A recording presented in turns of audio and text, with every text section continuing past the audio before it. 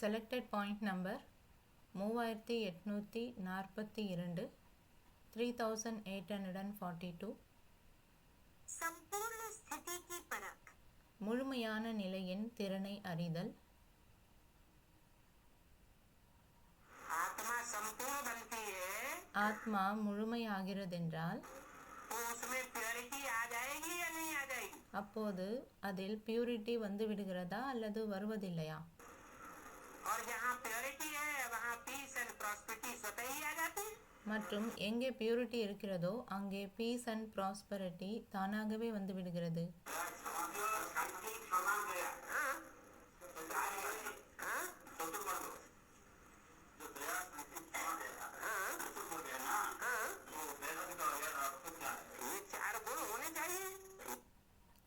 மாணவர், இரக்கமும் அமைதியும் அதில் முழுமையாக நிறைந்துவிட்டது. இதில் எல்லைக்கப்பாற்பட்ட அர்த்தம் என்ன? பாபா சொல்கிறார், இந்த 4 குணங்கள் இருக்க வேண்டும். முழுமையான ஆத்மாவில், அந்த பரிபூர்ணமான ஆத்மாவில் இந்த 4 குணங்களும் இருக்க வேண்டும். அதுதான் அவர்களுடைய அடையாளமாகும். அவர்களுடைய பரிபூர்ணதா நிலையிற்கான அடையாளமாகும்.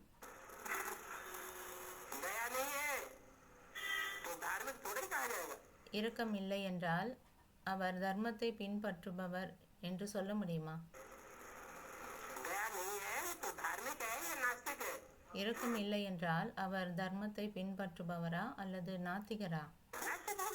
நாத்திகராகிவிட்டார்.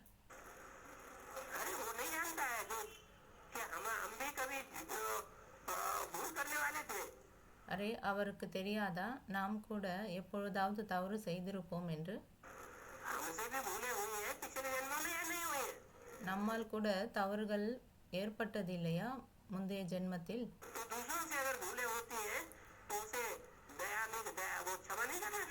அவர்களால் தவறு ஏற்படுகிறது என்றால் அப்பொழுது இரக்கம் இல்லையா? மன்னிக்க கூடாதா? மன்னிக்க வேண்டும். அதே போல்தான் 4 குணங்களின் விஷயமாகும். संपन्नता संपूर्णता की निशानी है। संपन्नता संपूर्णता की निशानी है। பரிபூர்ண நிலை என்பது முழுமையான நிலையின் அடையாளம். संपूर्णता की चेकिंग अपनी संपन्नता से कर सकते हो। தன்னுடைய பரிபூர்ண நிலையை கொண்டு உங்கள் முழுமையை சரிபார்த்து கொள்ளலாம். ताकि संपूर्णता माना सर्व खजानों से फुल होना।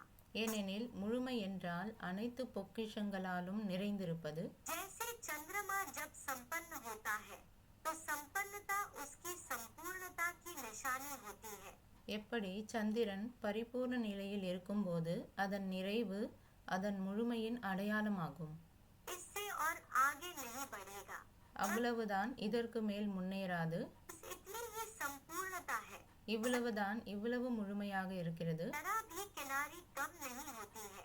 சிறிதளவும் ஓரத்தில் குறைவு ஏற்படுவதில்லை. संपन्न होता है. அது முழுமையாக நிறைவடைகிறது. तो आप सभी ज्ञान योग धारणा सेवा सभी में संपन्न. ஆக நீங்கள் அனைவரும் ஞானம், யோகம், தாரணை, சேவை ஆகிய அனைத்திலும் முழுமையாக நிறைவு பெறுவதையே इसी को ही संपूर्णता कहा जाता है. இதற்கு தான் சம்பூர்ணத்துவம் என்று கூறப்படுகிறது. इससे जान सकते हो कि संपूर्णता के समीप है या दूर है. என்றால் இதிலிருந்து நீங்கள் தெரிந்து கொள்ளலாம், சம்பூர்ணத்திற்கு அருகில் இருக்கிறீர்களா அல்லது தொலைவில் இருக்கிறீர்களா? संपन्न हो अर्थात संपूर्णता के समीप हो.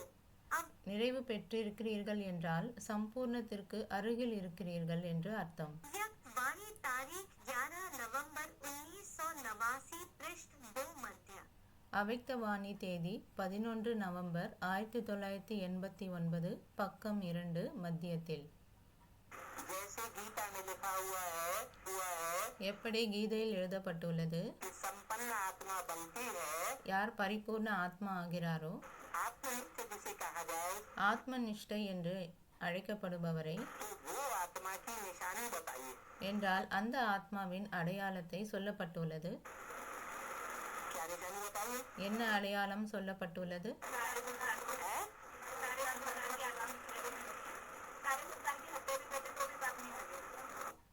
மாணவர், முழு உலகத்தை அழித்தாலும் அவர் மீது எந்த ஒரு பாவமும் ஏற்படுவதில்லை. वो प्रैक्टिकल निशानी समझ में नहीं आई किसी को। பாபா சொல்கிறார், அந்த பிராக்டிக்கலான அடையாளம் யாருக்கும் புரிய வருவதில்லை. वो तो तभी समझ में आएगी जब 500-700 करोड़ सब खलास हो जाए, तो समझने वाला कोई रहेगा ही नहीं। அது எப்பொழுது புரிய வரும் என்றால், எப்பொழுது 500-700 கோடி மனிதர்கள் அழிந்து விடுவார்களோ அப்பொழுது யாரும் இருக்கவே மாட்டார்கள் புரிந்து கொள்வதற்கு. वो आंखें जो है, மாணவர், கண்கள் என்று சொல்கிறார்கள். பாபா சொல்கிறார், ஆமாம், आंखों की जो प्रवृत्ति है கண்கள் என்ன இருக்கிறதோ, அந்த கண்களின் பிரவೃತ್ತಿ என்ன இருக்கிறதோ वो साबित कर देती है। அதுதான் நிரூபித்து விடுகிறது. इसके लिए गीता में एक श्लोक आया है। இதற்காக கீதையிலும் ஒரு ஸ்லோகம் வந்துள்ளது. क्या என்ன? उसका वो उपमा किससे दी जाती है? இதற்கு உதாரணம் எதனோடு சொல்லப்படுகிறது? दीपक से। कैसे? தீபத்தால். எப்படி? दीपक से எப்படி தீபத்தால்?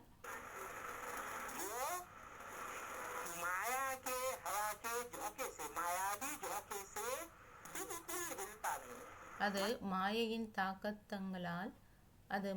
தாக்கங்களால் அசைவதில்லை जो मायावी झोंका उसको प्रभावित नहीं करता என்றால் மாயையின் தாக்கம் அதை பிரபாவிதம் செய்வதில்லை. है। जहाँ माया प्रवेश ही नहीं कर सकती, எங்கே மாயை பிரவேசம் ஆகுவதில்லையோ, माने हवा जहाँ प्रवेश न करे அதாவது காற்று எங்கே பிரவேசம் ஆகுவதில்லையோ तो कैसा जलेगा? அப்பொழுது அந்த தீபம் எப்படி எரியும்? ऐसा जलेगा या ऐसा जलेगा? அப்படி அசைந்து கொண்டே எரியுமா அல்லது நேராக நின்று கொண்டு எரியுமா? है? तो ये निशानी है जो இதுதான் அடையாளமாகும் யோகத்தில் நிலைத்திருக்கக்கூடிய ஆத்மாவிற்காக. என்ன? आंखें जो है वो धर्मपिताओं के चेहरे पर जैसे दृष्टि दिखाई जाती है, दृष्टि दिखाई जाती है। கண்கள் என்ன இருக்கிறதோ அந்த கண்களை தர்ம பிதாக்களின் முகத்திலும் கூட அந்த திருஷ்டியை காட்டப்பட்டுள்ளது. वो तो जड़ चित्र है, அது ஜடமான சித்திரமாகும், जड़ फोटो है, ஜட போட்டோவாகும். वो तो हिलेगा डुलेगा नहीं। அது அசையாது, ஆடாது. की तो बात छोड़ दो। அவர்களின் விஷயத்தை விட்டுவிடுங்கள். लेकिन जिसमें चैतन्य आत्मा प्रवेश है, ஆனால் யாரில் சைத்தன்யமான ஆத்மா பிரவேசமாக இருக்கிறதோ, मना जो आत्मिक स्थिति धारण करने वाली आत्मा है, उसकी निशानी हुई, उसकी निशानी हुई। என்றால் ஆத்மீக நிலையை தாரணை செய்யக்கூடிய ஆத்மா யார் இருக்காரோ அவருடைய அடையாளம் இருக்கிறது. कि जैसे निर्वात स्थान में, जैसे गीता में लिखा है, निर्वात स्थान में दीपक होता है तो हिलता डुलता नहीं। கீதையில் எழுதப்பட்டுள்ளது, எப்படி காற்றில்லாத இடத்தில் தீபம் அசையாமல் இருக்கிறதோ ऐसे ही जिन आत्माओं की स्टेज बनना शुरू होगी, அதுபோலவே எந்த ஆத்மாக்களின் இந்த ஸ்டேஜ் ஆகுவதற்காக ஆரம்பமாகிறதோ या हो जाएगी, அல்லது ஆகிவிடுகிறதோ उनकी निशानी क्या होगी? அவர்களுடைய அடையாளம் என்னவாக இருக்கும்? आंखें एक हो जाएंगी। கண்கள் ஒரு நிலையாகி நிலைத்துவிடும்.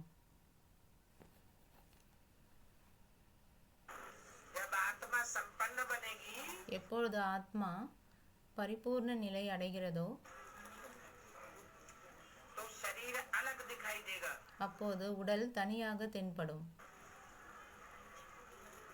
और अपनी आत्मा का स्वरूप अलग देखने में आएगा। மற்றும் தன்னுடைய ஆத்மாவின் ஸ்வரூபம் தனியாக தெரிய வரும்.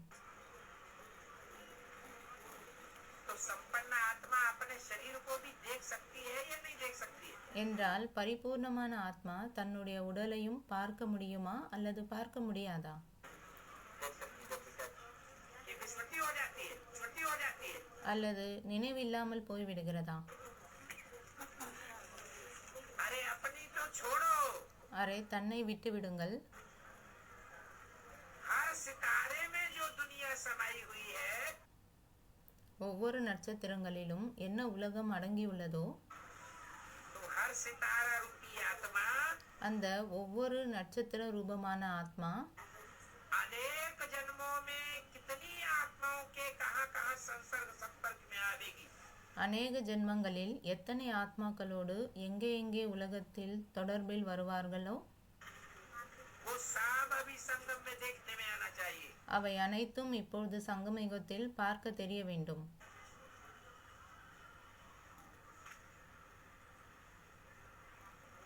तब कहेंगे அப்போதுதான் சொல்ல முடியும், कि हम आत्मा बन गए. அதாவது நாம் ஆத்மா ஆகிவிட்டோம் என்று.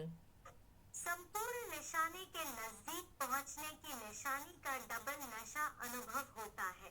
முழுமையான இலக்கை நெருங்கி வருவதற்கான அடையாளமாக டபுள் உற்சாகம் அனுபவமாகிறது.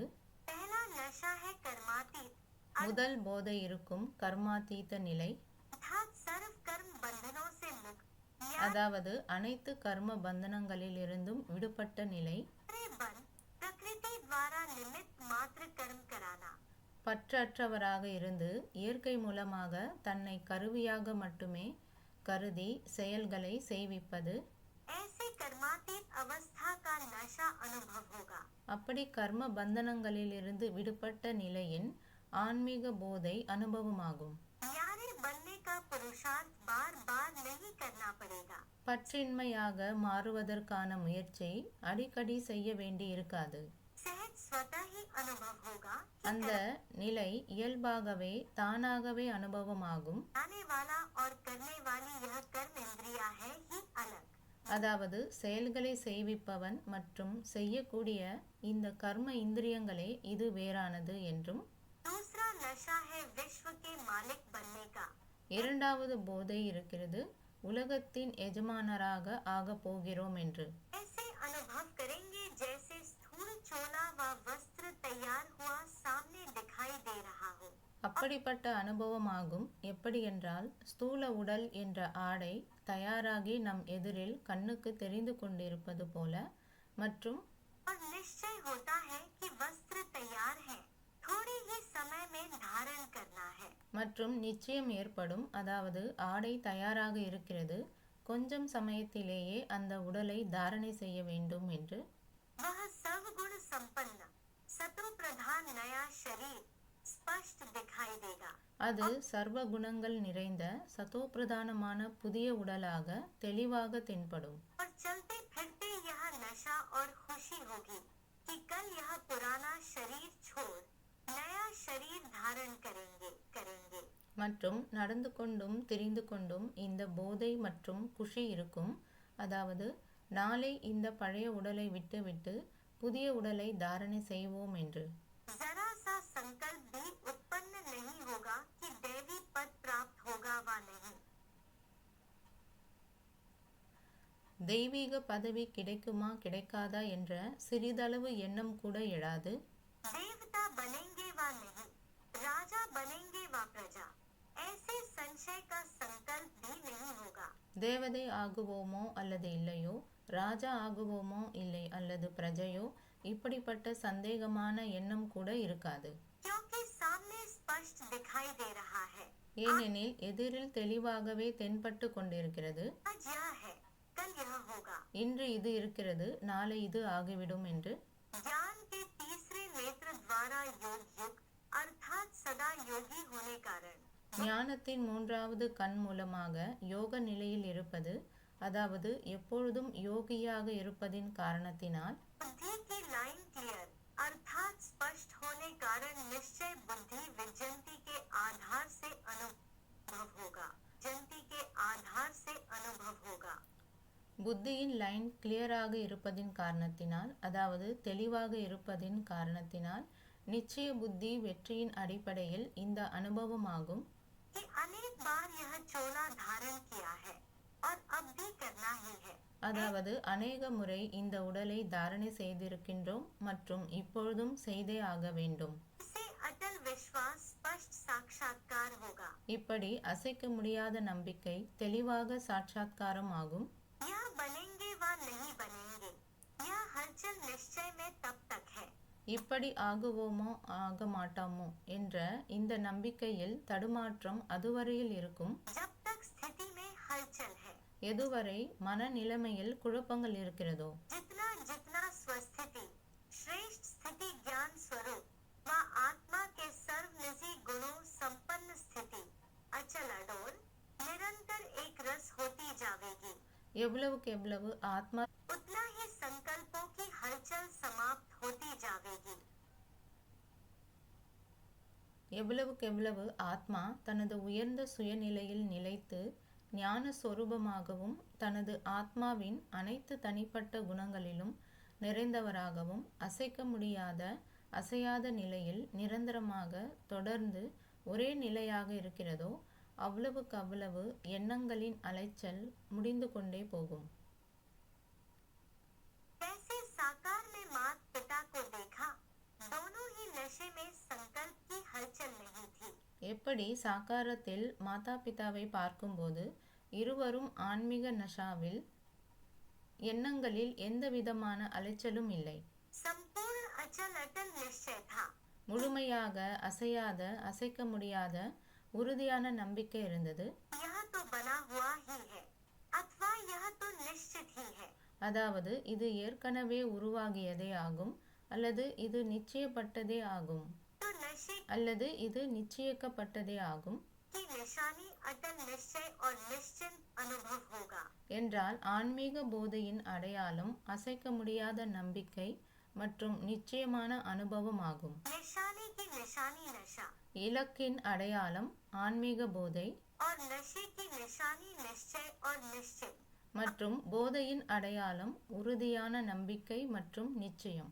अव्यक्त वाणी तारीख 4 जुलाई 1974 पृष्ठ 2 अंक 3 आदि.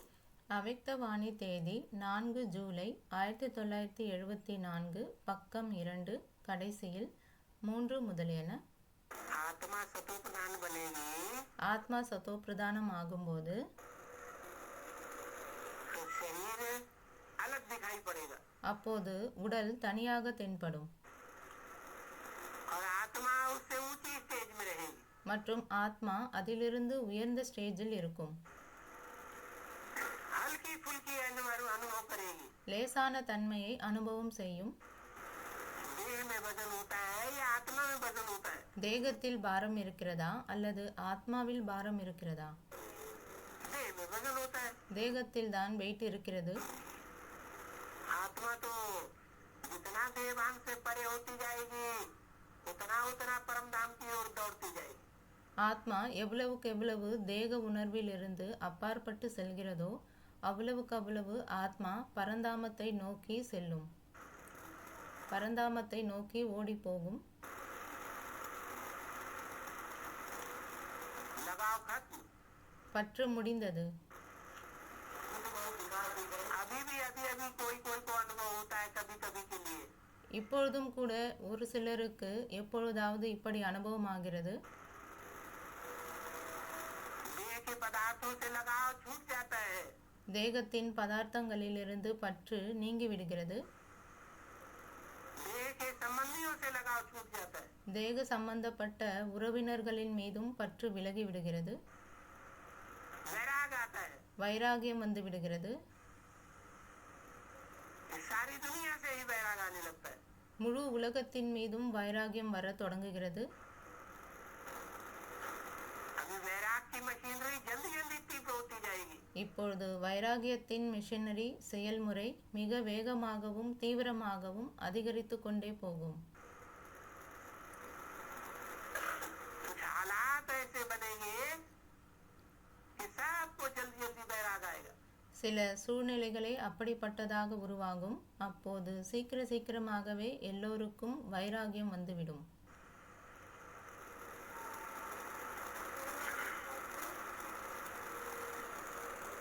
ज्ञान के आधार पर वैराग आ जाए ஞானத்தின் அடிப்படையில் வைராகியம் வந்துவிட்டால், स्वतः ही वैराग आ जाए, தானாகவே வைராகியம் வந்துவிட்டால், स्वतः ही ये तन தானாகவே இந்த உடலை, तन के संबंधी, உடலின் சம்பந்திகளை, तन के पदार्थ, உடலின் உறவுகளையும் உடலின் பதார்த்தங்களையும், ये धन இந்த உடல், இந்த பணம் स्वतः ही ईश्वरीय सेवा में लगा दे தானாகவே இயல்பாகவே ஈஸ்வர சேவையில் ஈடுபடுத்தினால், इनसे वैराग आ जाए இதன் மீது வைராகியம் வந்துவிட்டால், वो उच्च पद पा जाएंगे. அப்போது உயர்ந்த பதவியை அடைந்து விடுவார்கள்.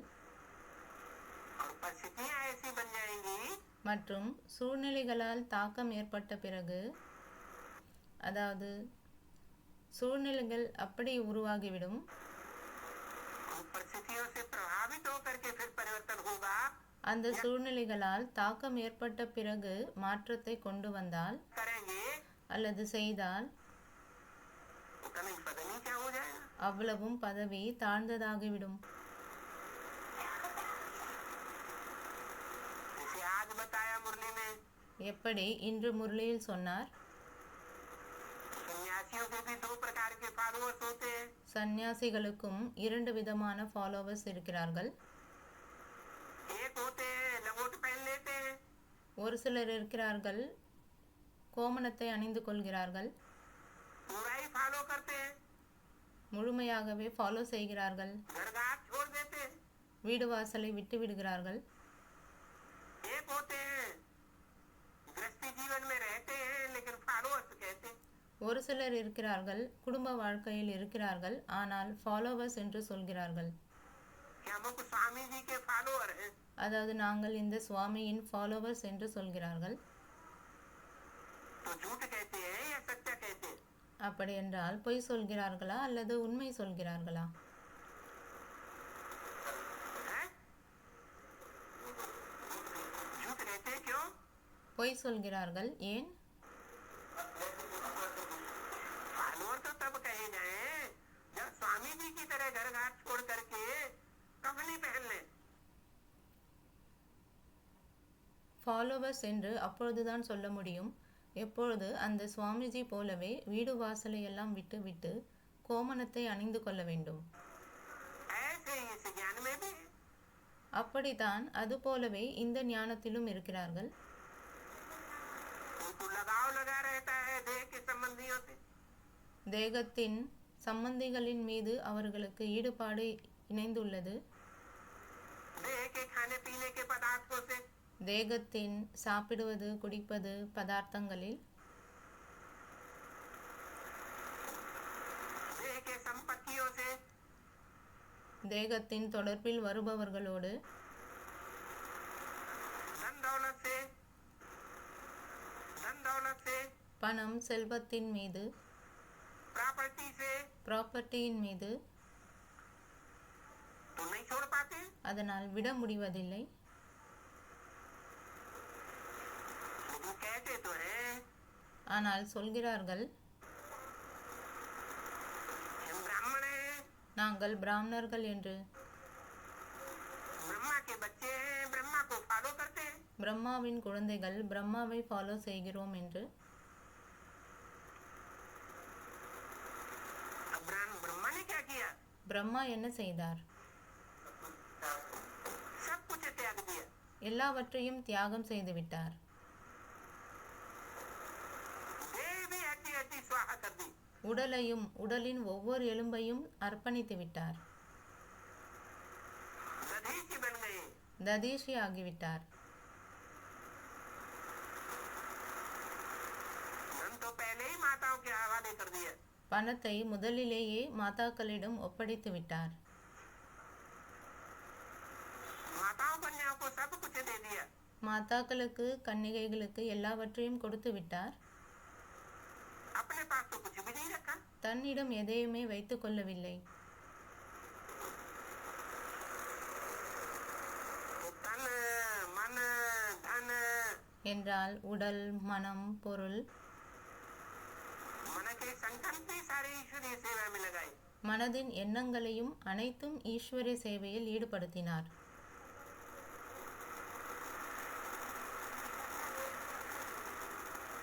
तो संपूर्ण न्यासी हुए ना। அப்படியென்றால் சம்பூர்ணமான தியாகி ஆனார் இல்லையா? सब माने संपूर्ण न्यासी माने सन्यासी त्यागी।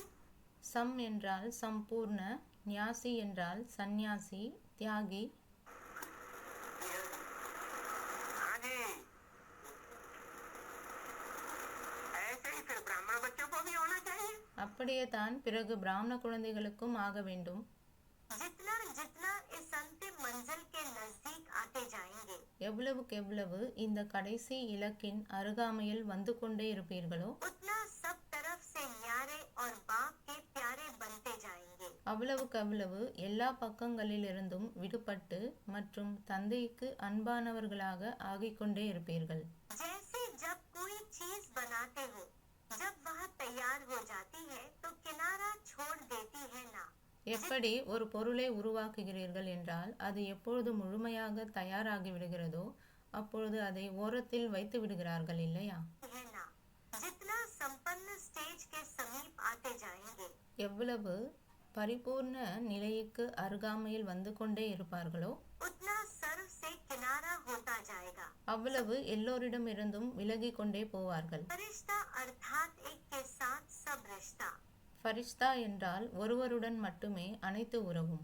अव्यक्त वाणी तारीख 1 जनवरी 1979 पृष्ठ 168 आदि। அவ்யக்த வாணி தேதி 1 ஜனவரி 1979 பக்கம் 168 ஆதியில்.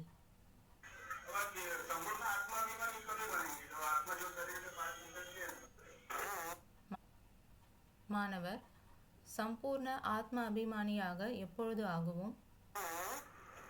जब सब कुछ त्याग कर देंगे। அப்ப சொல்கிறார், ஆமாம், எப்பொழுது எல்லாவற்றையும் தியாகம் செய்து விடுவீர்களோ. तन मन மாணவர், அந்த ஸ்டேஜ் எப்பொழுது வரும்? धन सब त्याग कर देंगे ईश्वरीय सेवा में। உடல், மனம், பொருள் அனைத்தையும் ஈஸ்வரி சேவையில் அர்ப்பணமாக்கிவிட வேண்டும். जितने त्यागी बने हैं பாபா கேட்கிறார், இப்பொழுது இவ்வளவு தியாகி ஆகியிருக்கிறீர்களா? नहीं बने। ஆகவில்லை.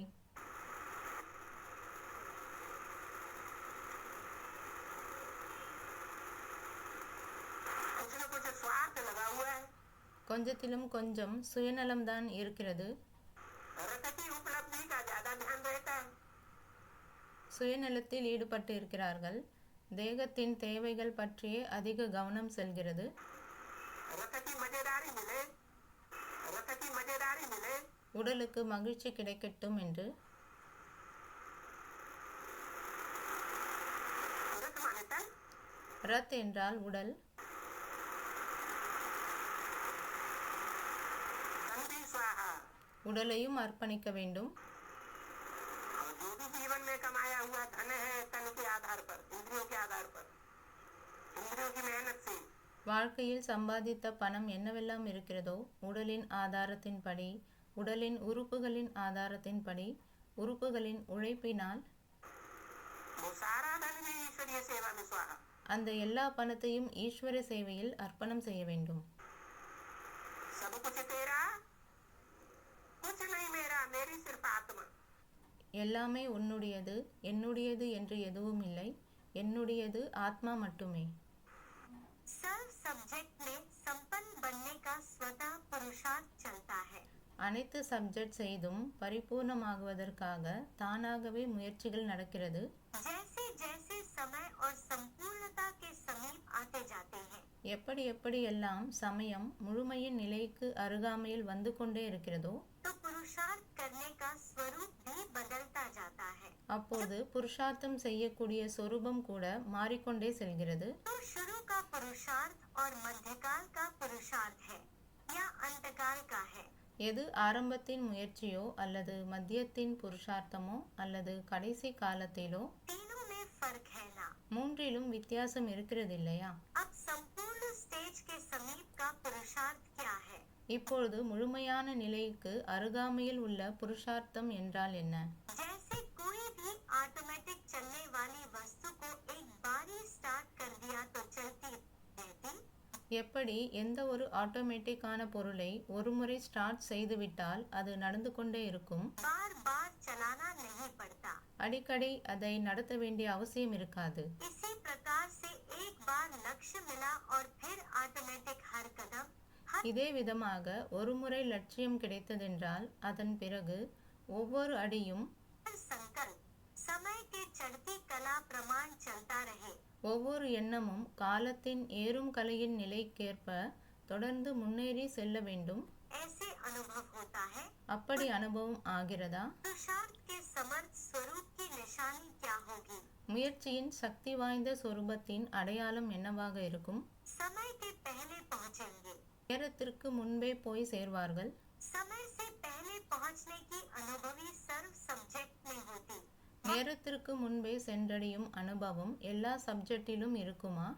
कोई विशेष सब्जेक्ट में அல்லது ஏதேனும் ஒரு விசேஷமான சப்ஜெக்டில் மட்டுமா?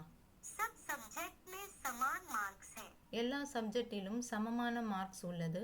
एडवांस जाना तो अच्छा है, அட்வான்ஸாக போவது மிகவும் நல்லதுதான். लेकिन सब सब्जेक्ट से एडवांटेज लेना यह भी जरूरी है। ஆனால் எல்லா சப்ஜெக்டிலிருந்தும் அட்வான்டேஜ் எடுத்துக்கொள்வது என்றால் சாதகமான பலனை பெறுவது இதுவும் அவசியமானது. अव्यक्त वाणी तारीख 16 जून 1977 पृष्ठ 2 मध्याह्न। அவ்யக்த வாணி தேதி 16 ஜூன் 1977 பக்கம் 2 மத்தியத்தில். गीता में भी कहा है கீதையிலும் சொல்லப்பட்டுள்ளது, संपन्न आत्मा वो है சம்பன்ன ஆத்மா அவர்கள் यस्य सर्वे समारंभा काम संकल्प वर्जिता। யஸ்வ சர்வே சமாரம்பா காம சங்கல்ப வர்ஜிதா. काम विकार के संकल्प से जिसके दुनिया के सारे कार्य छूटे हुए हैं। காம விகாரத்தின் எண்ணத்தால் உலகத்தின் அனைத்து காரியங்களும் அவனிடமிருந்து விலகிவிட்டன. जो भी कार्य करे काम विकार के संकल्प को अहम ऑब्जेक्ट लेकर के न करे। எந்த ஒரு செயலையும் செய்த பொழுதும் காம விகாரத்தின் எண்ணத்தை முக்கிய நோக்கமாகவும் குறிக்கோளாகவும் வைத்துக்கொண்டு செய்யக்கூடாது. अगर काम विकार का संकल्प अहम ऑब्जेक्ट में सामने अगर काम विकार का संकल्प अहम ऑब्जेक्ट में सामने रखा हुआ है कि इसे हमें भोगना है, ஒருவேளை காம விகாரத்தின் எண்ணத்தை ஏமன் ஆப்ஜெக்டாக எதிரில் வைத்திருக்கிறார்கள் என்றால், அதாவது இவரை நாம் அனுபவிக்க வேண்டும் என்று, तो जितने भी कार्य करेगा कैसे करेगा? அப்போது எத்தனை காரியங்களை செய்தாலும் அவர் எப்படி செய்வார்? दुनियावी करेगा या ईश्वरीय कार्य में लगेगा? உலகளாவிய காரியங்களை செய்வாரா அல்லது ஈஸ்வரிய காரியத்தில் ஈடுபடுவாரா? दुनियावी कार्य करेगा तो लगे हुए, दुनियावी कार्य करेगा तो लगे हुए। உலகத்தின் காரியங்களை தான் செய்வார்கள் என்றால் ஈடுபட்டு இருக்கிறார்கள்.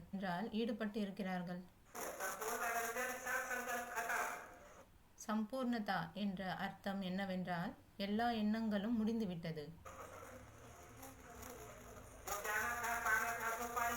எதை அடைய வேண்டுமோ, எதை அடைய வேண்டும் என்றிருந்தோமோ அதை அடைந்து விட்டோம். இப்பொழுது எதையும் அடைய வேண்டும் என்று இருக்கவில்லை. இப்பொழுது எதையும் அடைய வேண்டியதில்லை. ஆக்டர் என்றால் அந்த ஆக்டரின் 84 ஜென்மங்களினுடைய விஷயங்கள் தெரிய வந்துவிட்டது.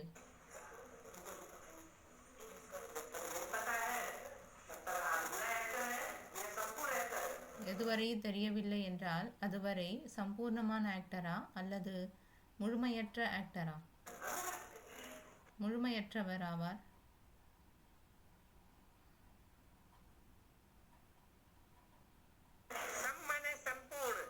சம் என்றால் சம்பூர்ணம் और पुरुष माने आत्मा, மற்றும் புருஷ் என்றால் ஆத்மா. और अर्थ माने आत्मा के लिए जो करे। அர்த் என்றால் ஆத்மாக்காக செய்வது. संपूर्ण पुरुषार्थी माने जो इस शरीर के जन्म के लिए कुछ न करे। சம்பூர்ண புருஷார்த்தம் என்றால் அதாவது இந்த ஜென்மத்தில் இந்த சரீரத்துக்காக எதையும் செய்வதில்லை.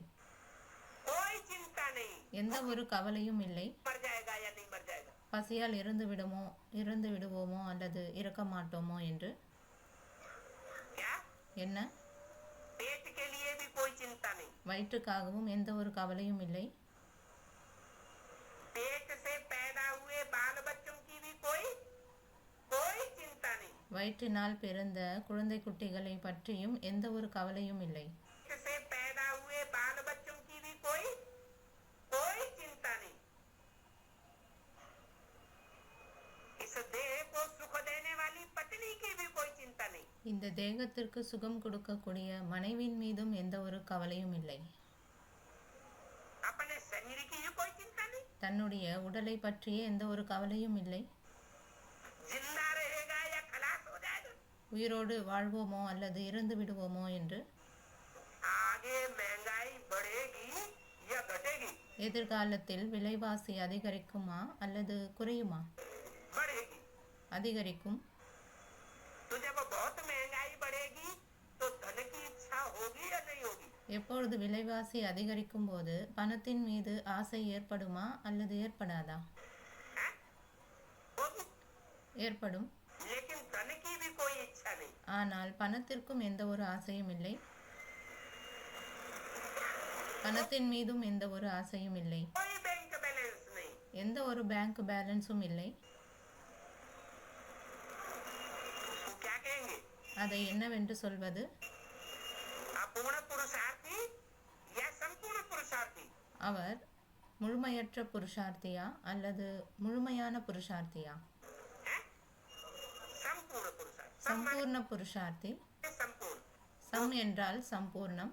संपन्न आत्मा बन जाएगी, उसको मुख से बोल बोल करने की दरकार रहेगी। யார் பரிபூர்ண ஆத்மாவாக ஆகிவிடுவார்களோ அவர்களுக்கு வாயால் சொல்ல வேண்டிய அவசியம் இருக்குமா? कि संकल्प मात्र से ही कार्य संपन्न करेगी। அல்லது வெறும் எண்ணங்கள் செய்வதினாலே காரியம் நிறைவேறுகிறதா? அவர்கள் வெறும் எண்ணங்கள் செய்வதினாலே காரியத்தை நிறைவேற்றுகிறார்களா? संकल्प सिद्धि होगी या नहीं होगी? எண்ணங்கள் சித்தி ஆகிறதா அல்லது ஆகுவதில்லையா? मन बुद्धि रूपी आत्मा का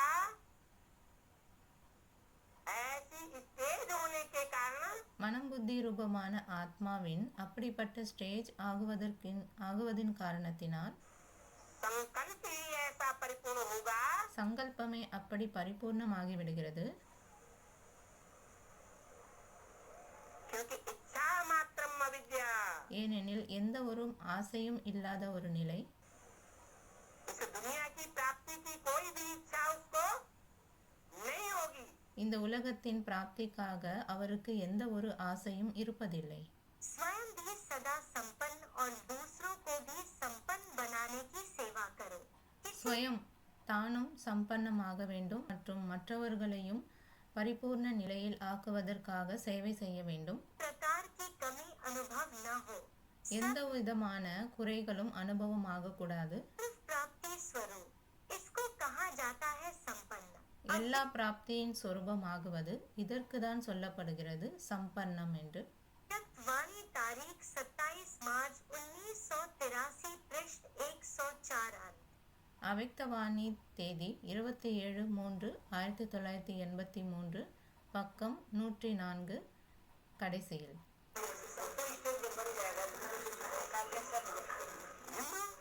மாணவர், சம்பூர்ண ஸ்டேஜ் ஆகிவிட்டால் அவருடைய நிலை என்னவாக இருக்கும், ஸ்டேஜ் எப்படி இருக்கும் என்று கேட்கிறார்.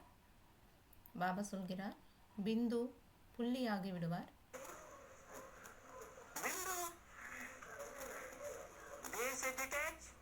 புள்ளியாக இருப்பது தேகத்திலிருந்து டிட்டாச் ஆகுவது.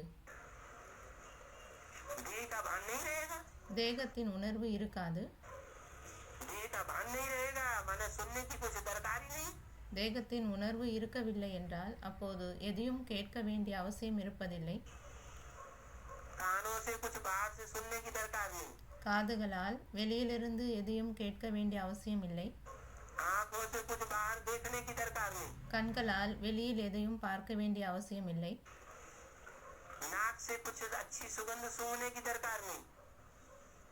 நல்ல நறுமணத்தை நாக்கினால் முகர வேண்டும் என்ற அவசியம் இல்லை. வாயினால் எதையும் சொல்ல வேண்டிய அவசியமும் இருக்காது. எதையும் சொல்லாமலே எந்த ஒரு ஆத்மாவுக்காகவும் நாம் புரிய வைக்கலாம்.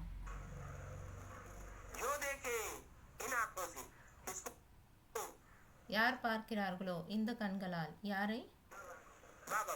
பாபாவை. யார் இந்த கண்களால் பார்க்கிறார்களோ, யார் இந்த காதுகளால் கேட்கிறார்களோ, அவர்களுடைய வாயிலிருந்து உடனடியாக என்ன வரும்? பார்ப்பதினாலே கேட்பதினாலேயே. என்னுடைய பாபா வந்து விட்டார் என்று. அப்பொழுது அவர் ஏதாவது சொன்னாரா? बाबा ने कुछ बोला, बोलने की दरकार नहीं। பாபா ஏதாவது பேசினாரா? அவருக்கு பேசுவதற்கும் அவசியமில்லை. बच्चों को देखने से மாணவர், குழந்தைகள் பார்த்த உடனேயவா என்று கேட்கிறார். बच्चे सिर्फ देखे और देखने मात्र से ही उनकी बुद्धि में बैठ जाए. குழந்தைகள் வெறும் பார்ப்பதினாலே, பாபா சொல்கிறார், குழந்தைகள் வெறும் பார்க்கிறார்கள். வெறும் பார்ப்பதினாலே, ये मेरा बाबा आ गया. வெறும் பார்ப்பதினாலே அவர்களுடைய வாயிலிருந்து என்னுடைய பாபா வந்து விட்டார், இவர் என்னுடைய பாபா வந்து விட்டார் என்று சொல்கிறார்கள். सनों को होई जीव मोई जबहि जन्म कोटि अगना सहित वही. ஜென்ம கோட்டி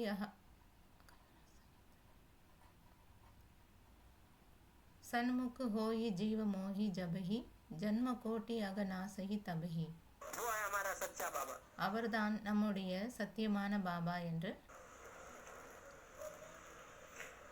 और राम है तुम्हारा झूठा बाबा. மற்றும் ராமர் உங்களுடைய பொய்யான பாபா. पता नहीं तुम्हें मिला है कि नहीं मिला. உங்களுக்கு கிடைத்தாரோ கிடைக்கவில்லையோ தெரியவில்லை. बाबा कहते हैं जब बाबा संबंध बन जाएंगे तो सरकार में भी थोड़ा बंद மாணவர், பாபா சொல்கிறார்கள், எப்பொழுது பாபா பரிபூர்ண நிலையை அடைந்து விடுகிறாரோ அப்பொழுது சாகார முரளி வருவது நின்றுவிடும் என்று.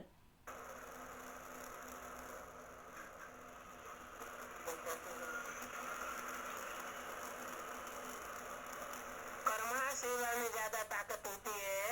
பாபா கேட்கிறார், கர்மனா சேவையில் அதிக சக்தி இருக்கிறதா? वाचा में ज्यादा ताकत होती है. பேச்சில் அதிகம் சக்தி இருக்கிறதா? या वाइब्रेशन में ज्यादा ताकत होती है. அல்லது வைப்ரேஷனில் அதிக சக்தி இருக்கிறதா? तो समर्था होने माने वाइब्रेशन में भी ताकत आ जाती है. சமர்த்தா ஆகிவிடுவது என்றால் வைப்ரேஷனிலும் சக்தி வந்து விடுகிறது. मन के संकल्प पावरफुल हो जाते हैं. மனதின் எண்ணங்கள் பவர்ஃபுல் ஆகிவிடுகிறது. जो देखे யாரெல்லாம் பார்க்கிறார்களோ उसके मुख से क्या निकले. அவர்களுடைய வாயிலிருந்து என்ன வருகிறது? मेरा बाबा आ गया. என்னுடைய பாபா வந்து விட்டார். इस संपन्नता की बात हुई. இது சம்பன்னதாவினுடைய விஷயமாகிவிட்டது, பரிபூர்ண நிலையின் விஷயமாகும். ज्यादा बोलने की देवताओं को भी ज्यादा जरूरत नहीं होती. தேவதைகளுக்கும் அதிகமாக பேச வேண்டிய அவசியம் இருப்பதில்லை. तो जो संपन्न आत्मा है அதனால் யார் சம்பன்ன ஆத்மாவோ उसको ज्यादा बोलने की बात ही नहीं. அவர்களுக்கு அதிகம் பேசுவதற்கான விஷயமே இல்லை. हाँ? और वो बात अद्वितीय या संबंधित है. वो बात अद्वितीय या संबंधित है. மாணவர், அந்த விஷயம் இப்பொழுதுக்கான விஷயமா அல்லது பிறகு எதிர்காலத்திற்கான விஷயமா? अभी की नहीं. பாபா சொல்கிறார், இப்பொழுதுக்கான விஷயம் இல்லை, जब पुरुषार्थ संपन्न हो जाए तब की. எப்பொழுது புருஷார்த்தம் முழுமையாகி விடுகிறதோ அப்பொழுதுக்கான விஷயம். जब ऐसी अवस्था हो जावेगी, अभी अभी आवाज में, अभी अभी आवाज से परे. எப்பொழுது இப்படிப்பட்ட நிலை ஆகிவிடுகிறதோ, இப்போ இப்போ குரலில் இருப்பது, இப்போ இப்போ குரலில் இருந்து அப்பாற்பட்ட நிலையில் இருப்பது. यह अभ्यास सरल और सहज हो जावेगा. இந்த பயிற்சி எளிமையாகவும் இயல்பாகவும் ஆகிவிடும். तब समझो संपूर्णता आई है. तब समझो संपूर्णता आई है. அப்போது முழுமையான நிலை வந்துவிட்டது என்று புரிந்து கொள்ளுங்கள். संपूर्ण स्टेज की निशानी यह है. சம்பூர்ண ஸ்டேஜுக்கான அடையாளம் இதுதான். सर्व पुरुषार्थ सरल होगा. அப்போது எல்லா முயற்சிகளும் எளிமையாக இருக்கும். पुरुषार्थ में सभी बातें आ जाती हैं. याद புருஷார்த்தத்தில் எல்லா விஷயங்களும் வந்து விடுகிறது. की यात्रा, सर्विस दोनों ही पुरुषार्थ में आ जाते हैं. நினைவின் யாத்திரை மற்றும் சர்வீஸ் இவை இரண்டும் புருஷார்த்தத்தில் வந்து விடுகிறது. जब दोनों में सरल अनुभव हो तब समझो संपूर्णता की अवस्था प्राप्त होने वाली है. எப்பொழுது இவை இரண்டிலும் எளிமையான முயற்சி இருக்கிறது என்றால் அப்போது புரிந்து கொள்ளுங்கள் முழுமையான நிலையை அடையப் போகிறீர்கள் என்று. संपूर्ण स्थिति वाले पुरुषार्थ कम करेंगे, सफलता अधिक प्राप्त करेंगे. முழுமையான நிலையில் இருப்பவர்கள் குறைவாக முயற்சி செய்து அதிக வெற்றியை பெறுவார்கள். अव्यक्त वाणी तारीख 2 अप्रैल 1970 पृष्ठ 234 मध्याह्न. அவ்யக்தவாணி தேதி 2 ஏப்ரல் 1970 பக்கம் 234 மத்தியத்தில். संपूर्ण आत्मा की निशानी क्या बताई? சம்பூர்ண ஆத்மாவின் அடையாளம் என்னவென்று சொல்லியுள்ளார்? 1 सेकंड में आकारी, 1 सेकंड में साकारी, 1 सेकंड में निराकारी. 1 செகண்டில் ஆகாரி, 1 செகண்டில் சாகாரி, 1 செகண்டில் நிராகாரி.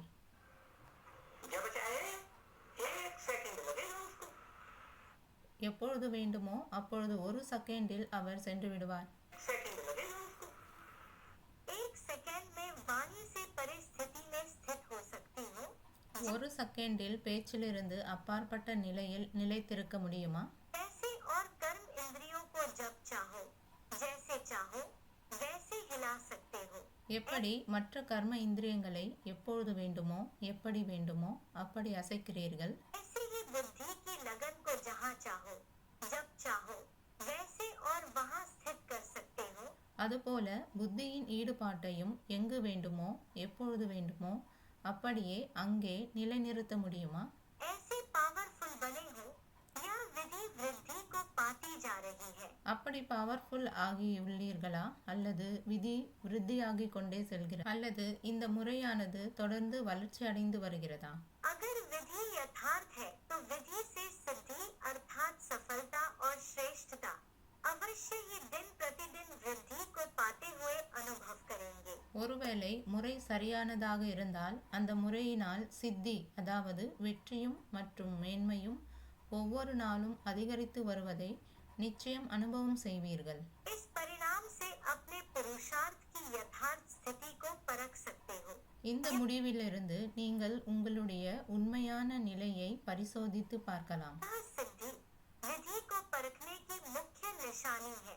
இந்த சித்தி முறையை சோதித்து பார்ப்பதற்கான முக்கிய அறிகுறியாகும். कोई भी बात को परखने के लिए निशानियां होती हैं. எந்த ஒரு விஷயத்தையும் பரிசோதித்து பார்ப்பதற்கு சில அறிகுறிகள் இருக்கும். तो इस निशानी से अपने संपूर्ण बुद्धि की निशानी को परख सकते हो.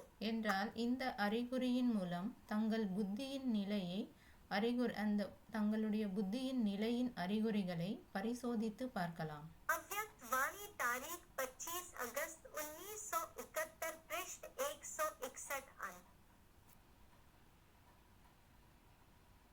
அவ்யக்தவாணி தேதி 25 ஆகஸ்ட் 1971 பக்கம் 161 முடிவில்.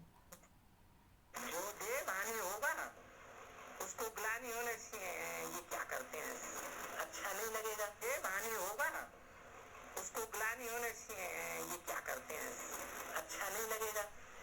யார் தேகாபிமானிகளாக இருப்பார்களோ அவர்களுக்கு நிந்தனை ஆகிறது என்றால் அவர்கள் அரே இவர்கள் என்ன இப்படி செய்கிறார்கள் என்று அவர்களுக்கு நன்றாக இருக்காது. और कोई महिमा करेगा तो बड़े खुश हो जाएंगे. பிறகு யாராவது மகிமை செய்தால் और कोई महिमा करेगा तो बड़े खुश हो जाएंगे. மற்றும் யாராவது அவர்களை மகிமை செய்தால் அப்போது அவர்கள் மிகவும் மகிழ்ச்சி ஆகிவிடுவார்கள். महिमा से खुश होना और ग्लानि से दुखी होना ये किसका काम है?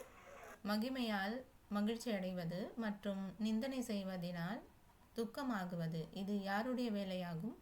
देह अभिमानी का काम है या आत्माभिमानी का काम है? இது தேக அபிமானிகளின் வேலையா அல்லது ஆத்மாபிமானிகளின் வேலையா? गीता में क्या बोला? கீதையில் என்ன சொல்லப்பட்டுள்ளது? கீதையில் என்ன சொல்லியுள்ளார்? संपन्न आत्मा किसको बोला? சம்பன்ன ஆத்மா என்று யாரை சொல்லியுள்ளார்? हाँ, जो एक समान रहे. ஆமாம், யார் ஒரு நிலையாக இருக்கிறார்களோ. कोई ग्लानि करे तो भी समान भाव. யாராவது நிந்தனை செய்தாலும் அப்பொழுதும் சமமான பாவனை, कल्याणकारी दृष्टि. நன்மைக்கான திருஷ்டி.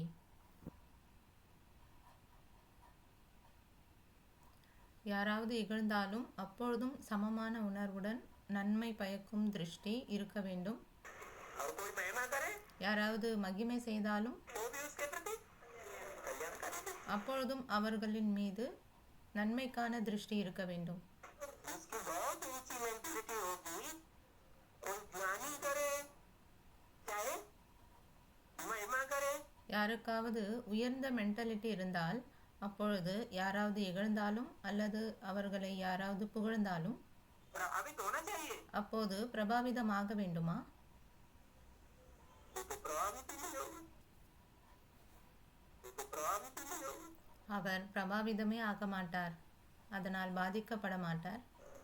वो तो बस कलंदर, அவர் மஸ்கலந்தர், அதாவது அவர் கவலையற்ற பற்றற்ற நிலையில் இருப்பவர். बेगमपुर का बादशाह, பேகம்பூர் கா பாட்ஷா என்றால் துயரமற்ற நகரத்தின் அரசர். उसके किसी ज्ञानी करने से क्या लेना देना, वो तो जानता है जो जैसा करेगा वैसा पाएगा, करेगा वैसा पाएगा। அவரை யாராவது நிந்தனை செய்தால் அவர்களோடு என்ன கொடுக்கல் வாங்கல் இருக்கிறது, யார் என்ன செய்கிறார்களோ அதை அவர்கள் அப்படியே அடைவார்கள். இதை அவர் தெரிந்துள்ளார். भगवान की महिमा करेगा तो महिमावान बनेगा, பகவானை மகிமை செய்தார் என்றால் அவர் மகிமை மிக்கவராக ஆகுவார். भगवान की ग्लानि करेगा तो संसार में ग्लानि पाने वाला बनेगा। பகவானை இகழ்ந்தார்கள் என்றால் அப்போது உலகில் இகழ்ச்சியை பெறுபவர்களாக ஆகுவார்கள். तो उसको चिंता है அப்போது அவருக்கு என்ன கவலை இருக்கிறதா? नहीं, गीता में क्या बोला, இல்லை. கீதையில் என்ன சொல்லப்பட்டுள்ளது? संपन्न आत्मा के लिए क्या बोला, சம்பன்ன ஆத்மாவிற்காக என்ன சொல்லப்பட்டுள்ளது? मान और अपमान दोनों से परे।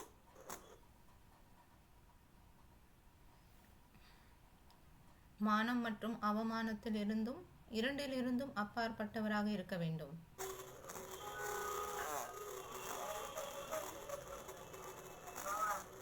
निंदा स्थिति में तुल्य है,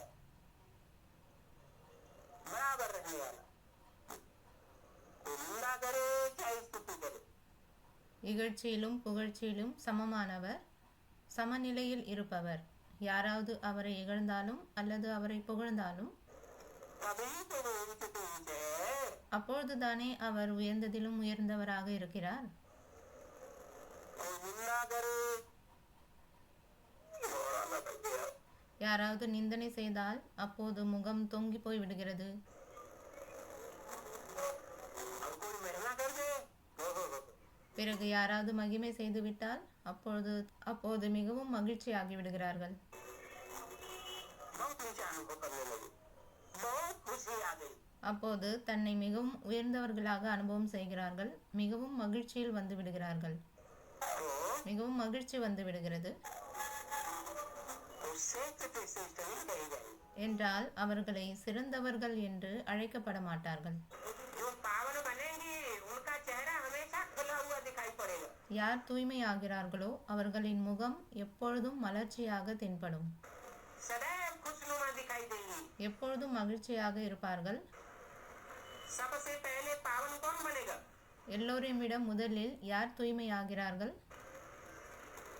है? எல்லோரையும் விட முதலில் யார் தூய்மையாகிறார்? नंबरवार ब्रह्मा है, नंबरवार ब्रह्मा सो क्या बनते हैं? வரிசைகரமாக பிரம்மா இருக்கிறார்கள் என்றால் வரிசைகரமாக பிரம்மாவிலிருந்து என்னவாகிறார்கள்? विष्णु बनते हैं। விஷ்ணு ஆகிறார்கள். जब ऐसी स्टेज पकड़ेंगे எப்பொழுது அப்படிப்பட்ட ஸ்டேஜை பிடித்துக் கொள்வாரோ तो चेहरा खुशनुमा दिखाई पड़ेगा सदैव देखने वालों को। அப்பொழுது பார்ப்பவர்களுக்கு அவருடைய முகம் மகிழ்ச்சியாக தென்படுகிறதா या कभी चेहरा लटका हुआ दिखाई पड़ेगा, அல்லது அவர்களுடைய முகம் எப்பொழுதாவது தொங்கி இருப்பது போல் தெரிய வருகிறதா? है? खुशनुमा दिखाई पड़ेगा। மகிழ்ச்சியான முகம் தென்படும். तो प्रधान बनने की निशानी है। சதோ பிரதானம் ஆகுவதற்கான அடையாளம் என்னவென்றால் संस्कृत गीता में भी बताई गई है, यस्मात् சமஸ்கிருத கீதையிலும் இப்படி சொல்லப்பட்டுள்ளது. लोकान्नोद्यजते लोको लोकान्नोद्यजते चय लोकान्नोद्यजते चय यस्मान्नो द्विजते लोको लोकान्नो द्विजते चयः. जो लोगों को उद्वेग पैदा नहीं करता है யார் மக்களுக்கு மனக்கலக்கத்தை ஏற்படுத்தாதவரோ और जो लोगों से उद्योग को प्राप्त नहीं होता है மற்றும் மக்களால் யார் மனக்கலக்கத்தை பிராப்தி அடைவதில்லையோ वो ही सतो प्रधान है। அவர்தான் சதோபிரதானமானவர். जो दूसरों को तंग नहीं करता है யார் மற்றவர்களை தொந்தரவு செய்வதில்லையோ और दूसरों से कभी तंग होता नहीं है பிறகு மற்றவர்களால் யார் தொந்தரவுக்கு உள்ளாகுவதில்லையோ वो सतो प्रधान। அவர்தான் சதோபிரதானமானவர். छोटी छोटी बातों में तंग हो जाता है, किसी ने कुछ कह दिया सत्यानाश कर दिया मेरा, बस दुनिया भर में चिल्लाते फिरेंगे। சின்ன சின்ன விஷயங்களால் தொந்தரவுக்கு உள்ளாகுவார்கள். யாராவது ஏதாவது சொல்லிவிட்டால் அவர்கள் அரே இவர்கள் என்னை முற்றிலும் நாசமாக்கி விட்டார்கள் என்று உலகமெங்கும் சொல்லிக்கொண்டு திரிவார்கள். इधर शिकायत करेंगे उधर शिकायत करेंगे, सारा घर परिवार गांव हिला के रख देंगे। இங்கே புகார் செய்வார்கள், அங்கே புகார் செய்வார்கள், வீடு குடும்பம் கிராமம் என்று முழுவதையும் ஆட்டி படைத்து விடுவார்கள். तो तमो प्रधान है या सतो प्रधान? அப்போது தமோ பிரதானமா அல்லது சதோ பிரதானமா? तमो प्रधान। தமோ பிரதானமாக இருக்கிறார்கள்.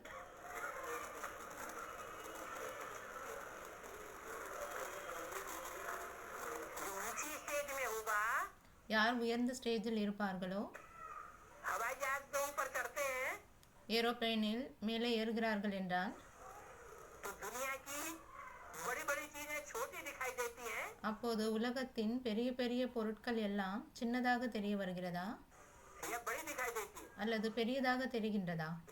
छोटी दिखाई देती है। சின்னதாக தெரிகின்றது. तो जितनी ऊंची स्टेज होगी அதனால் எவ்வளவு உயர்ந்த ஸ்டேஜில் இருப்பார்களோ सतो प्रधान स्टेज होगी சதோ பிரதான ஸ்டேஜாக இருந்தால் उतना हर बात को पहाड़ को रुई बनाएंगे। அப்போது அவ்வளவு ஒவ்வொரு விஷயத்தையும் மலையையே பஞ்சாக மாற்றி விடுவார்கள். दिल को ताड़ नहीं बनावेंगे। சிறிய விஷயத்தை பெரியதாக்க மாட்டார்கள். जो हल्के होंगे वे एक सेकंड में कोई भी आत्मा के संस्कारों को परख सकेंगे। सेकंड में कोई भी आत्मा के संस्कारों को परख सकेंगे।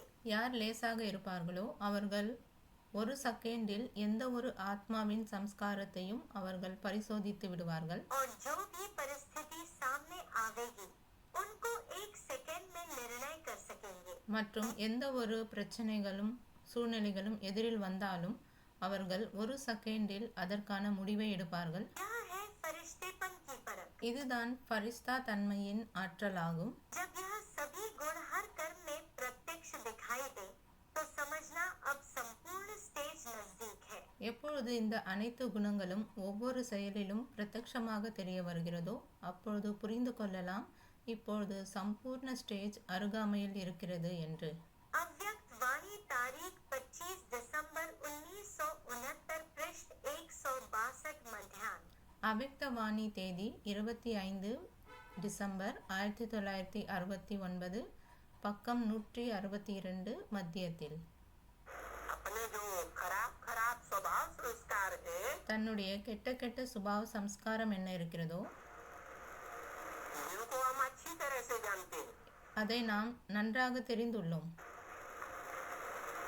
हमारे संसर्ग संपर्क में आने वाले भी जानते हैं। நம்முடைய தொடர்பில் வருபவர்களும் தெரிந்துள்ளார்கள். उनको हम जीते, அதன் மீது நாம் வெற்றி அடைய வேண்டும். हम ऐसे प्रकृति जीत बन जाएंगे नारायण की तरह அதை நாம் வெல்ல வேண்டும். எப்படி நாம் அப்படி நாராயணன் போல இயற்கை வென்றவர்களாக ஆகிவிடுவோம் என்றால் तो हमारे संसर्ग संपर्क में कोई भी ऐसी आत्मा नहीं आएगी அப்போது நம்முடைய தொடர்பில் அப்படி எந்த ஒரு ஆத்மாவும் வரமாட்டார்கள்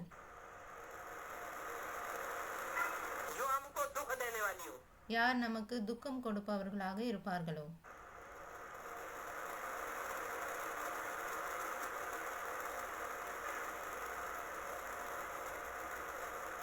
क्या कारण हुआ?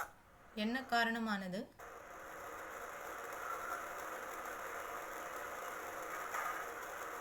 जो नारायण के संसर्ग संपर्क में कोई दुख देने वाला नहीं होगा। அதாவது நாராயணனுடைய தொடர்பில் வருபவர்கள் யாரும் துக்கம் கொடுப்பவர்களாக இருக்க மாட்டார்கள். அப்படி என்ன காரணமானது? यस्मान्नोद्विजते लोको लोकान्नोद्विजते चयः। यस्मान्नो दुजते लोको लोकान्नो दुजते चयः। जिससे संसार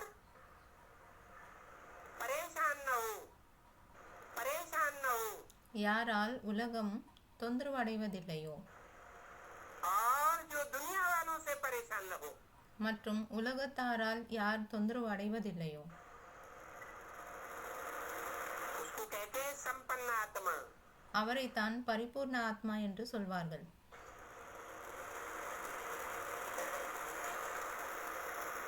तो ऐसी संपन्न आत्मा कब बनेंगे?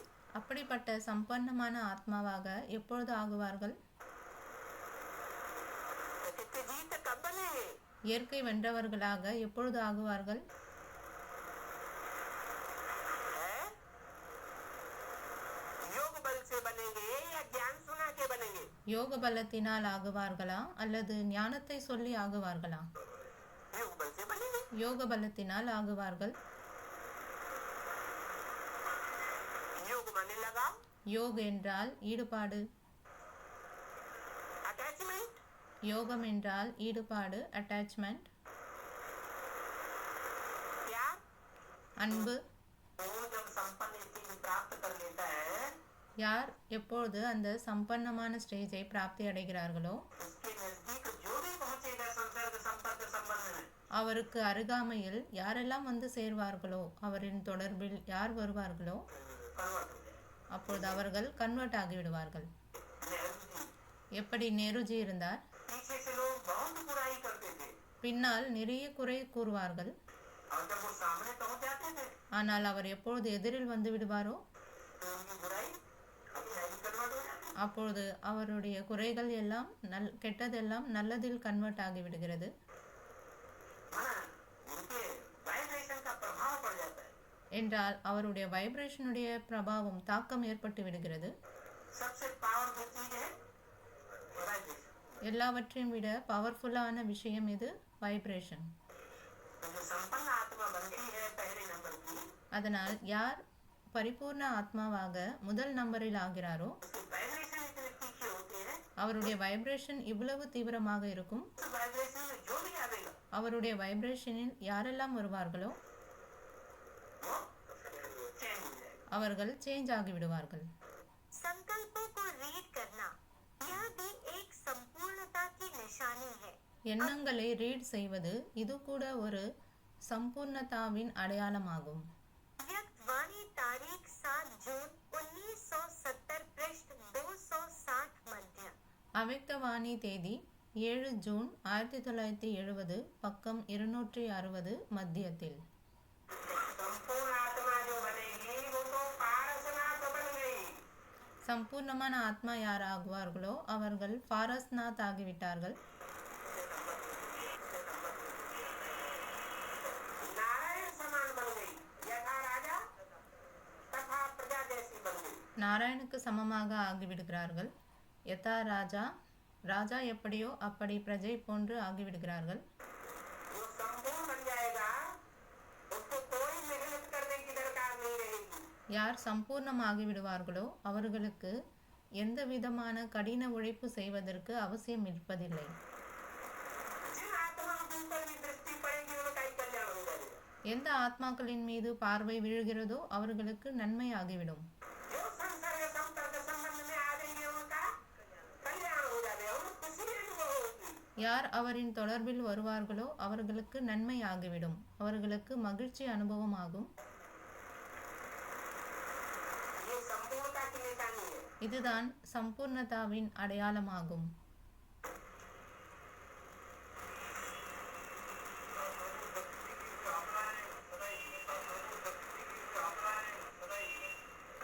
மாணவர், எப்பொழுது இயற்கையின் ஆபத்துக்கள் எல்லாம் வருமோ அப்பொழுது அவரின் நிலை என்ன?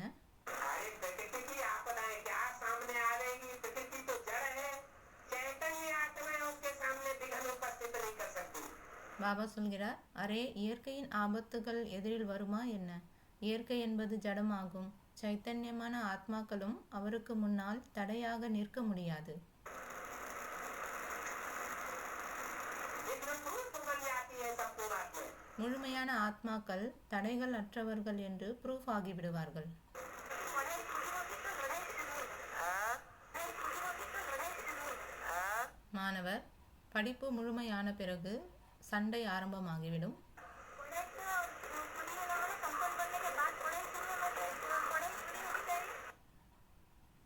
படிப்பு முழுமையான பிறகு நாம் சம்பன்னம் ஆகிவிடுவோம் என்றால் பிறகு சண்டை எப்படி? हाँ, संपन्न बनेगी तो आपकी पढ़ाई पूरी हो जाएगी। பாபா சொல்கிறார், ஆமாம், நீங்கள் எப்பொழுது சம்பன்னம் ஆகிவிடுவீர்களோ அப்பொழுது உங்களுடைய படிப்பு முழுமையாகிவிடும். लड़ाई कैसे शुरू होगी? மாணவர், சண்டை எப்படி ஆரம்பமாகும் என்று கேட்கிறார்.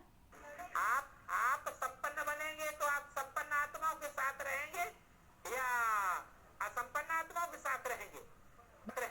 எப்பொழுது நீங்கள் பரிபூர்ணம் ஆகிவிடுவீர்களோ அப்பொழுது நீங்கள் பரிபூர்ண ஆத்மாக்களோடு இருப்பீர்களா அல்லது முழுமையற்ற ஆத்மாக்களோடு இருப்பீர்களா? हैं?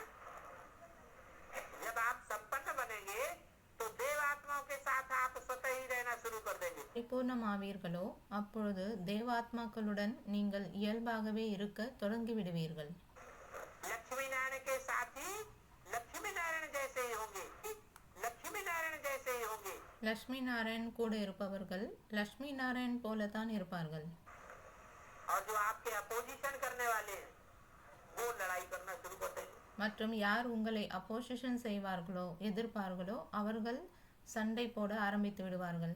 निर्भयता और संकल्प में दृढ़ता, यह है संपूर्ण स्टेज के समीप की निशानी।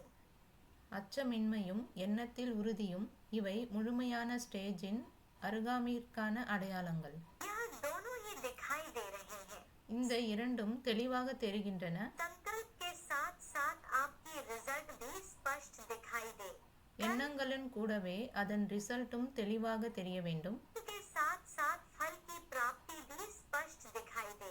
கர்மத்துடன் கூடவே அதன் பலனின் பிராப்தியும் தெளிவாக தெரிய வேண்டும். यह संकल्प है, यह इसकी रिजल्ट। இந்த எண்ணம் இது அதற்கான முடிவு. यह कर्म है, यह इनका फल। இந்த கர்மம் இது அதற்கான பலன் என்று ऐसा अनुभव होता है। இப்படி அனுபவம் ஆகிறது. इसको ही प्रत्यक्ष फल कहा जाता है। இதைத்தான் வெளிப்படையான பலன் என்று கூறப்படுகிறது. अव्यक्त वाणी तारीख 28 फरवरी 1972 पृष्ठ 1 मध्य। அவ்யக்தவாணி டேட் 28 பிப்ரவரி 1972 பக்கம் 1 மத்தியத்தில். माया की टक्कर तो संसार में बढ़ती ही रहेगी। மாயையின் எதிர்ப்பு இந்த உலகத்தில் தொடர்ந்து அதிகரித்து கொண்டே தான் இருக்கும். ही रहेगी। लेकिन जिन्होंने अपनी मनोबुद्धि रूपी आत्मा को कंट्रोल कर लिया वो संपन्न आत्माएं कही जाएंगी। ஆனால் யார் தன்னுடைய மனம் புத்தி ரூபமான ஆத்மாவை கண்ட்ரோல் செய்து விடுகிறார்களோ அவர்கள் பரிபூர்ண ஆத்மா என்று கூறப்படுவார்கள். उनसे माया टकराएगी नहीं। அவர்களுடன் மாயை மோதாது. संपूर्ण स्टेज का निशाना सामने दिखाई देने कारण मैं बनूंगा या नहीं बनूंगा, वह संपूर्ण स्टेज किसको कहा जाता है, यह क्वेश्चन समाप्त हो जाएगा। முழுமையான நிலையின் இலக்கு எதிரில் கண்முன்னே தெரிவதால் நான் முழுமையான நிலையை அடைவேனா அடைய மாட்டேனா அல்லது முழுமையான நிலை என்று எதை சொல்லப்படுகிறது என்ற இந்த கேள்வியே முடிவடைந்துவிடும். अपने संपूर्ण स्टेज की निशानियां स्वयं में स्पष्ट नजर आवेंगी। தன்னுடைய சம்பூர்ண நிலையின் அடையாளங்கள் தன்னுள்ளே தெளிவாக தெரிய வரும். वह निशानियां क्या होगी, वह जानते हो, वह अनुभव करते हो। அந்த अடையாளங்கள் என்னவாக இருக்கும் என்று அறிந்திருக்கிறீர்களா அல்லது அனுபவம் செய்கிறீர்களா? पहली निशानी, पुरानी दुनिया की कोई भी व्यक्ति व वैभव से संकल्प मात्र व स्वप्न मात्र भी लगाव नहीं होगा। அடையாளம், பழைய உலகத்தின் எந்த ஒரு நபரிடத்திலோ அல்லது செல்வ செழிப்பிடத்திலோ என்ன அளவிலும் கூட அல்லது கனவிலும் கூட பற்று இருக்காது. सदा स्वयं को कलियुगी दुनिया से किनारा करने वाला संगम युगी समझेगा। சதா தன்னை கலியுகத்திலிருந்து விலகி நிற்கும் சங்கமயுகி என்று புரிந்து கொள்வார். सारी सृष्टि की आसुरी आत्माओं को कल्याण और रहम की दृष्टि से देखेंगे. முழு சிருஷ்டியின் அசுர ஆத்மாக்களையும் நன்மை மற்றும் இரக்கத்தின் பார்வையில் பார்ப்பார்கள். सदा स्वयं को बाप समान सेवाधारी अनुभव करेंगे. எப்பொழுதும் தன்னை தந்தைக்கு சமமாக சேவை செய்பவர் என்று அனுபவம் செய்வார்கள். हर परिस्थिति व परीक्षा में सदा स्वयं को विजयी अनुभव करेंगे. ஒவ்வொரு சூழ்நிலையிலும் அல்லது பரீட்சையிலும் எப்பொழுதும் தன்னை வெற்றியாளராக அனுபவிப்பார்கள். विजय मेरा जन्म सिद्ध अधिकार है. ऐसा अधिकारी स्वरूप समझ करके हर कर्म करेंगे. வெற்றி என்னுடைய பிறப்புரிமை என்று அதிகாரி சொரூபத்தை உணர்ந்து ஒவ்வொரு செயலையும் செய்வார்கள். अर्थात सदा स्वयं में निश्चय बुद्धि होने कारण हर कार्य में निश्चय का प्रत्यक्ष स्वरूप विजय सदा अनुभव करेंगे. அதாவது தன்னுள் உறுதியான புத்தி இருப்பதன் காரணத்தினால் ஒவ்வொரு செயலிலும் நிச்சயத்தின் பிரத்யக்ஷ சொரூபமாக வெற்றியை எப்பொழுதும் அனுபவம் செய்வார்கள். सदा त्रिमूर्ति तत्व नशीन अनुभव करेंगे. எப்பொழுதும் திருமூர்த்தியின் சிம்மாசனத்தில் அமர்ந்திருப்பவராக அனுபவம் செய்வார்கள். त्रिकालदर्शी पन के स्मृति स्वरूप होने कारण हर कर्म के तीनों कालों को जानने वाले हर कर्म को श्रेष्ठ कर्म व सुकर्मी बनावेंगे. திருக்காலதர்ஷி தன்மையின் நினைவு சொரூபமாக இருப்பதின் காரணத்தினால் ஒவ்வொரு செயலின் 3 காலங்களையும் அறிந்தவராக ஒவ்வொரு செயலையும் சிறந்த செயலாகவும் நற்செயலாகவும் ஆக்குவார்கள். विकर्म का खाता समाप्त हुआ अनुभव होगा. விகர்மத்தின் கணக்கு முடிந்து விட்டதாக அனுபவமாகும். संकल्प सिद्ध हुआ ही पड़ा है. ऐसा सदा अनुभव करते रहेंगे. ஒவ்வொரு செயலையும் ஒவ்வொரு எண்ணத்திலும் வெற்றி சித்தமாகி இருக்கவே இருக்கிறது என்று அனுபவத்தை எப்பொழுதும் செய்து கொண்டே இருப்பார்கள். पुराने संस्कार स्वभाव से उपराम अनुभव करेंगे. பழைய சம்ஸ்காரம் சுபாவத்திலிருந்து அப்பாற்பட்ட நிலையை அனுபவம் செய்வார்கள். सदा साक्षीपन की सीट पर स्वयं को सेट हुआ अनुभव करेंगे. எப்பொழுதும் சாட்சி தன்மையின் சீட்டில் தான் நிலை பெற்று இருப்பதாக அனுபவம் செய்வார்கள். यह है निशाने के समीप होने वालों की निशानी. இதுவே இலக்கிற்கு அருகில் இருப்பவர்களின் அடையாளமாகும். अव्यक्त वाणी तारीख 7 अक्टूबर 1975 पृष्ठ 1 मध्य. அவ்யக்தவாணி தேதி 7 அக்டோபர் 1975 பக்கம் 1 மத்தியத்தில். जैसे आंधी आती है तो चिड़ियों को पता चल जाता है कि आंधी आने वाली है. பாபா சொல்கிறார், எப்படி புயல் வருகிறது என்றால் பறவைகளுக்கு தெரிய வந்து விடுகிறது, அதாவது இப்பொழுது புயல் வரப்போகிறது என்று.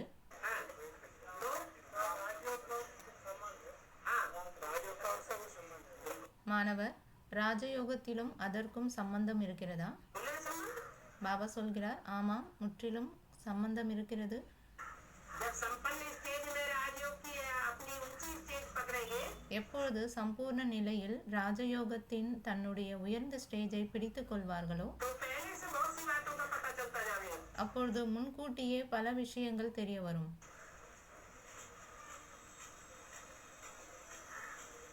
और सेंटर ले लेंगे, மேலும் சென்டர் எடுத்துக்கொள்வார்கள், दिन से बच जाएंगे. தடைகளிலிருந்து தப்பித்துக் கொள்வார்கள். संपन्न ब्राह्मण माने पक्का निश्चय बुद्धि, சம்பூர்ண பிராமணர் என்றால் பக்காவான நிச்சய புத்தியுள்ளவர். जिसको कोई दुनिया में हिला न सके. அவரை யாரும் இந்த உலகத்தில் அசைக்க முடியாது. सर्वगुण संपन्न, संपूर्ण निर्विकारी, 16 कला संपूर्ण, यह शब्द कहते होना. சர்வகுண சம்பன்னர், சம்பூர்ண நிர்விகாரி, 16 கலைகளும் சம்பூர்ணமானவர் என்று இந்த வார்த்தைகளை சொல்வீர்கள் அல்லவா? यह संपूर्ण स्टेज है. सर्वगुण क्या है वह तो समझते हो. இது சம்பூர்ணமான ஸ்டேஜ் ஆகும். சர்வ குணங்கள் என்றால் என்ன, அதை நீங்கள் புரிந்துள்ளீர்கள். गुणों की लिस्ट है, परंतु यह जो 16 कला कहा जाता है उनका भाव अर्थ क्या है? குணங்களின் லிஸ்ட் இருக்கிறது, ஆனால் 16 கலைகள் சம்பூர்ணம் என்று கூறப்படுவதன் உள்ளார்ந்த அர்த்தம் என்ன? यह है संपूर्ण स्टेज की निशानी. இதுதான் சம்பூர்ண ஸ்டேஜின் அடையாளமாகும். जैसे देखो किसमें कोई भी विशेषता होती है तो कहने में आता है ना, इनमें यह कला है. எப்படி என்றால் பாருங்கள், யாரிடமாவது ஏதாவது ஒரு தனிச்சிறப்பு இருக்கிறது என்றால் அப்பொழுது இவரிடம் இந்த கலை இருக்கிறது என்று சொல்வோம் இல்லையா? किसी में रोते हुए को हंसाने की कला अर्थात विशेषता होती है। சிலரிடம் அழுபவர்களை சிரிக்க வைக்கும் கலை இருக்கிறது என்றால் அவரில் சிறப்பு தன்மை இருக்கிறது. कोई में हाथ की सफाई की कला, कोई में बुद्धि की चमत्कारी की कला होती है ना। சிலரிடம் கைகளால் வேலை செய்வதில் தனி சிறப்பு இருக்கிறது, சிலரிடம் புத்தியின் அற்புதமான தனித்திறமை இருக்கிறது அல்லவா? तो यह 16 कला संपूर्ण अर्थात उसका जो भी कर्म होगा वह हर कर्म कला के समान दिखाई देगा। அப்படியானால் 16 கலைகளும் சம்பூர்ணம் என்பதன் அர்த்தம் அவருடையது எந்த செயலாக இருந்தாலும் அவர் செய்யும் ஒவ்வொரு செயலிலும் ஒரு தனி சிறப்புடன் ஒரு கலையைப் போல சிறப்பாக தென்படும். उनकी हर चलन देखना, बोलना, चलना जैसे कला के माफिक दिखाई देगा। அவர்களின் ஒவ்வொரு அசைவும், பார்ப்பதும் நடப்பதும் பேசுவதும் எல்லாமே ஒரு கலையைப் போல தனி சிறப்புடன் தென்படும். जैसे कोई की कला को देखने लिए कितना रुचि से जाते हैं। எப்படி ஒருவருடைய கலையை பார்ப்பதற்காக எவ்வளவு ஆர்வத்துடன் செல்கிறார்கள். इस रीति से जो संपूर्ण स्टेज को प्राप्त हुई आत्माएं होती हैं, இவ்விதமாக சம்பூர்ண நிலையை அடைந்த ஆத்மாக்களின் ஒவ்வொரு நடவடிக்கையும் उनके हर चलन कला के रूप में होती है। அவர்களின் ஒவ்வொரு நடவடிக்கையும் ஒரு கலையின் வடிவமாகவும் ஆகிறது चरित्र के रूप में भी हो जाती है। மற்றும் நற்பண்புமிக்க நல்லொழுக்கமான நடத்தையின் ரூபத்திலும் ஆகிவிடுகிறது. तो विशेषता हुई ना। என்றால் அது ஒரு தனி சிறப்பு ஆனது இல்லையா? जैसे साकार के बोलने में, चलने में, सभी में विशेषता देखी ना। உதாரணமாக சாக்காரண ரூபத்தில் எப்படி என்றால் சாக்கார ரூபத்தில் பேசுவதில் நடப்பதில் எல்லாவற்றிலும் ஒரு தனி சிறப்பை பார்த்தோம் அல்லவா? तो यह कला हुई ना। அதுதானே கலை என்று சொல்லப்படுகிறது. उठने बैठने की कला, देखने की कला, चलने की कला थी। எழுவது அமர்வதிலும் ஒரு கலை, எழுவது அமர்வதிலும் ஒரு கலை, பார்ப்பதிலும் ஒரு கலை, நடப்பதிலும் ஒரு கலை இருந்தது. सभी में न्यारापन और विशेषता थी। எல்லாவற்றிலும் தனித்துவமும் சிறப்பு தன்மையும் இருந்தது. हर कर्म कला के रूप में प्रैक्टिकल में देखा ஒவ்வொரு கர்மமும் கலையின் ரூபத்தில் நடைமுறையில் காணப்பட்டது. तो 16 कला अर्थात हर चलन संपूर्ण कला के रूप में दिखाई दे। அதனால் 16 கலைகள் சம்பூர்ணம் என்றால் அவர்களின் ஒவ்வொரு நடவடிக்கையும் சம்பூர்ண கலையின் ரூபத்தில் தென்பட வேண்டும். इसको कहते हैं 16 कला संपूर्ण। இதையே 16 கலைகள் சம்பூர்ணம் என்று கூறப்படுகிறது. तो संपूर्ण स्टेज की निशानी यही होगी। ஆகவே சம்பூர்ண ஸ்டேஜின் அடையாளம் இதுவே ஆகும். जो उनका हर कर्म कला के माफिक दिखाई देगा, அவர்களின் ஒவ்வொரு செயலும் ஒரு கலையைப் போல தென்படும். अर्थात उसमें विशेषता होगी। அதாவது அவர்களில் தனி சிறப்பு இருக்கும். इसको कहते हैं संपूर्ण स्टेज। இதுவே சம்பூர்ண ஸ்டேஜ் என்று கூறப்படுகிறது. वाली तारीख 5 अक्टूबर 1971 पृष्ठ 185 अंक 186 आदि। அவ்யக்த வாணி தேதி 5 அக்டோபர் 1971 பக்கம் 185 முடிவில் 186 ஆதியில்.